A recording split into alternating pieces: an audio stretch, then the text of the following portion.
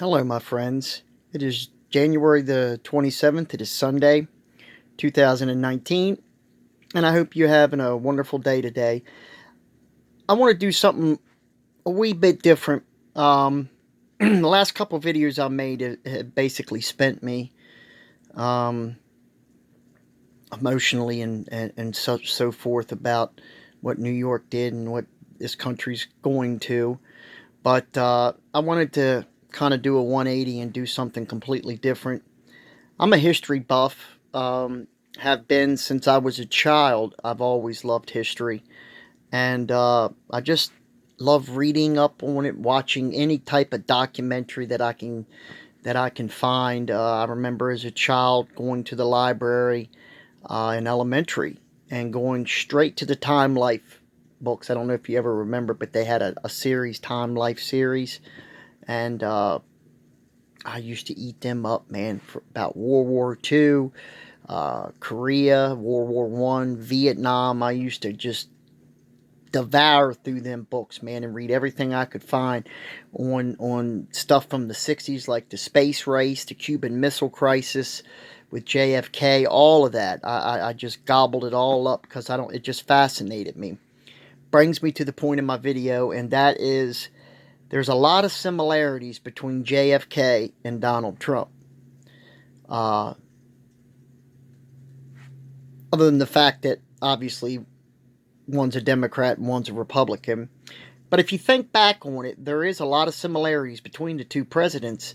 They were at a time where the country, both of them came in when the country was divided. Half the country hated JFK, half the country loved him. I mean, absolutely adored the man. Same thing with President Trump. Half this nation can't stand him, the other half adore him.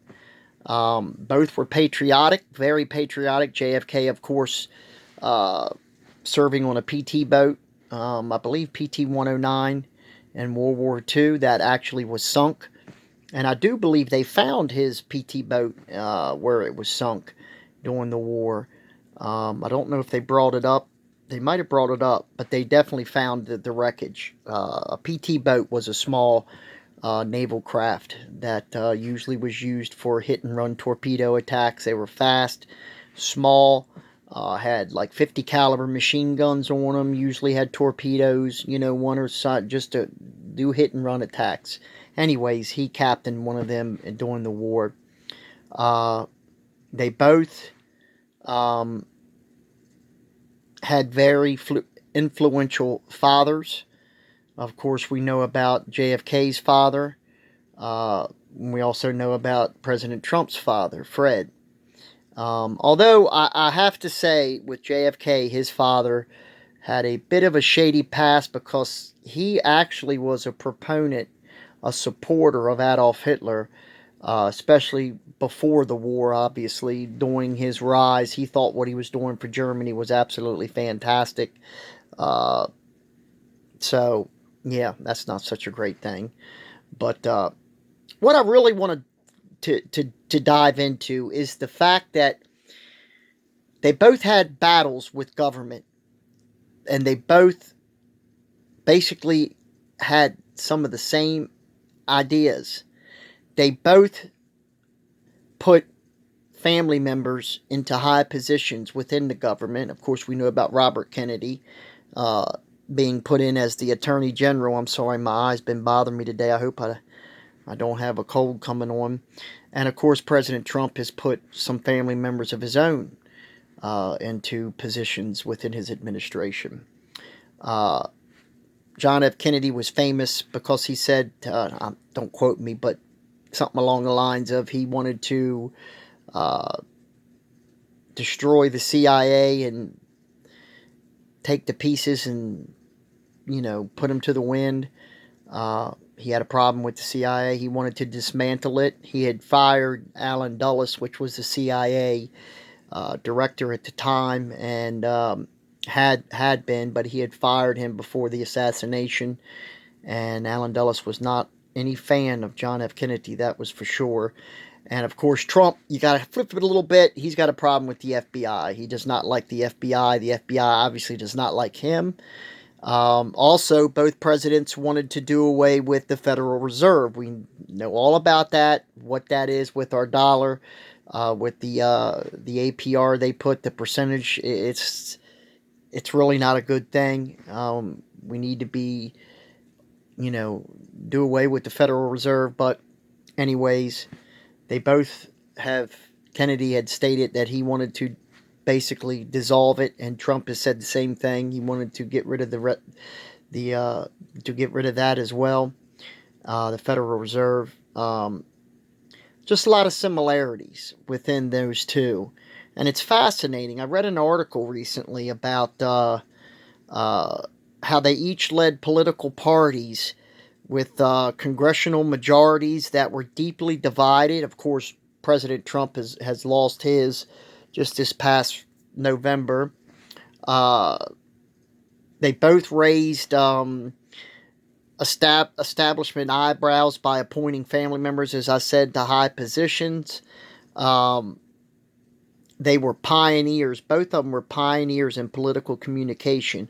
Of course, with JFK using television more and more in that era, and of course Donald Trump using the social media, who I believe has become a master at it. He don't need the news; he can just go straight to the American people. And back then, with Kennedy doing the television uh, spots that he did, it was basically the Twitter kind of its day. He was telling the American people what was going on, especially throughout the Cuban Missile Crisis. He came on television and told American people what was happening, what their recourse was going to be, what they were going to do to Cuba. It was either airstrike, an invasion, or a blockade, and it ended up, being a naval blockade. And of course, we all know what happened to JFK on November 22nd, 1963. That brings me to my final point. Um, I see President Trump is very patriotic, and I do believe he loves this country. Um, but I also believe the Democrats and Robert Mueller and all of that mess, I believe they want to remove him from office. I don't think there's even a question. I don't think there's even a doubt. Um, I mean, you do have Robert Mueller.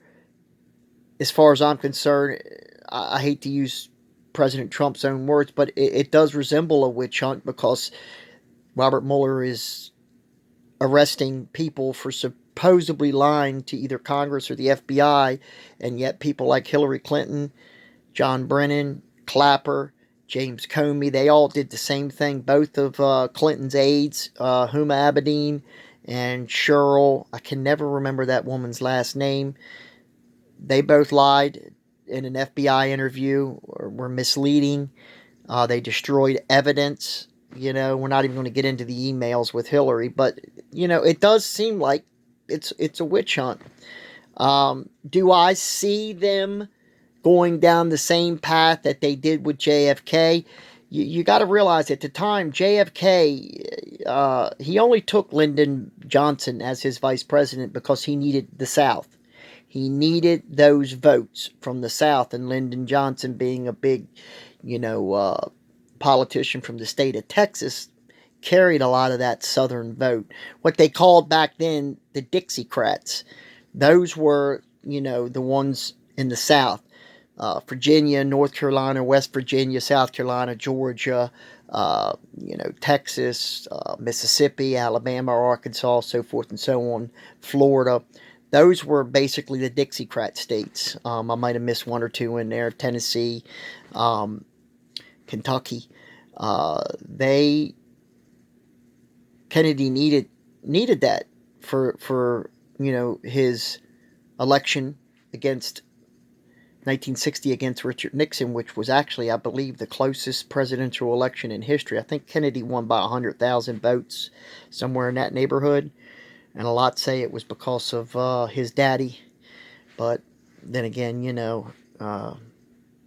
Nixon got what he wanted anyways 8 years later. He became president in January of 1969, when Johnson did not want to continue on as president after 5 years. But, yeah, there is a lot of similarities between the two. Do I see it ending the same?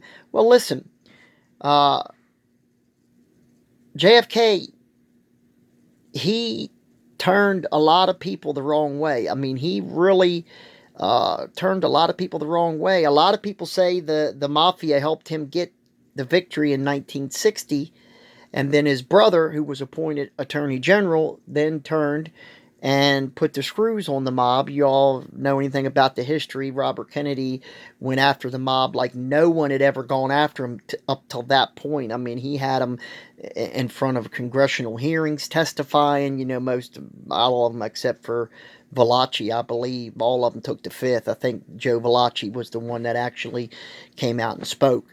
And y'all, he was instantly deemed a rat by the La Costa Nostra. But it's fascinating. It's fascinating to see the similarities between the two presidents. Of course, we know the 35th president ended up losing his life on November the 22nd, 1963 in Dealey Plaza. There's two scenarios to that actual assassination. There's the what I like to call the Church of the Lone Assassin, and then there's the Church of the Conspiracy. Of course, the Church of the Lone Assassin is Lee Harvey Oswald acted alone. He was on at the school book depository with the Italian, which was a piece of junk, carbine rifle, which is one of the ones that you do this to load. And then there's the Church of Conspiracy Theorists, which I hate to admit I'm one of the ones that are of the conspiracy. Personally, I've read a lot on it. I believe Lyndon Johnson had something to do. I don't want to go as far and say that he knew Kennedy was going to be assassinated on that specific day. I don't want to ever believe someone that high up. It's just hard for me to accept that. But I've read a lot of books. Actually, one by Roger Stone, who's one that was just arrested by the FBI. He has a fascinating book on LBJ killing JFK. He makes an absolutely fascinating case, against LBJ in that whole assassination on the 22nd of November. I tend to believe, I don't believe in the single magic bullet theory, the single bullet, causing all those. It's just, I don't know. That's me. Could Oswald have done it by himself? Yes, of course. I mean, I always leave that. I'm not one of the ones that are concrete, but I do tend to believe there was more than one shooter that day. I do believe that maybe even Oswald pulled the trigger at some point during that day. I do believe he murdered Tippit, the officer in Dallas that day. I know I'm getting off course, with the original topic, but I just get going with history and I can just rattle. But anyways, I do see a lot of similarities between the two presidents, and I definitely don't want the 45th president to end up the way the 35th president ended, because I do believe Donald Trump, I do believe he loves this country. I honestly do. Sometimes he says the wrong things the wrong way. Nobody's perfect, but I'll tell you this right now. Obama was a very, very eloquent speaker. Very, very good. Very good. Other than when he went, but. Besides that, he was good at speaking. I mean, I don't like the man, but I have to admit he was a good speaker. But he was a terrible president. I mean, if you just look over the 8 years, he was a terrible president. You got to go by if you want to look at a president, the way I do it is I look at how my life's affected.